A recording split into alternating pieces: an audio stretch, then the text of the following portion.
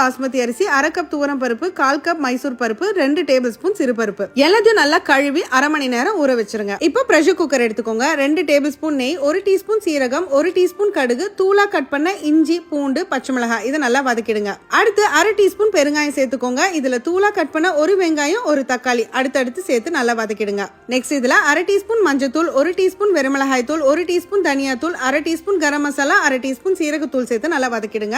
இப்போ இதுல ஊற வச்சிருக்கிற அரிசி பருப்பை உள்ள சேர்த்துட்டு எந்த கப்ல அளந்தீங்களோ அதுல 4 கப் தண்ணி ஊத்திக்கோங்க. கூடவே 1 டீஸ்பூன் உப்பு சேர்த்து ஒரு முறை கலந்துட்டு ஒரு கொதி வந்ததும் பிரஷர் குக்கரை க்ளோஸ் பண்ணிடுங்க. ஓபன் பண்ணீங்கன்னா நல்லா மசிஞ்சிருக்கும். நல்லா தளதளன்னு இருக்கிறதுக்கு சுடு தண்ணி 2 கப் ஊத்திக்கோங்க. பருப்பு நம்ம ஈக்குவலா சேர்த்திருக்கிறதுனால ரொம்ப சீக்கிரம் கெட்டியாகும். நீங்க எப்ப வேணாலுமே சுடு தண்ணி ஊத்தி நல்லா மிக்ஸ் பண்ணிக்கலாம். அவ்வளவுதாங்க நம்ம தால் கிச்சடி. நல்லா கலந்துட்டு கை நிறைய கொத்தமல்லி, 1 டீஸ்பூன் காஞ்ச வெந்தயக்கீரை, அதோட 2 டீஸ்பூன் நெய் சேர்த்து நல்லா கலந்துட்டு சர்வ் பண்ணுங்க.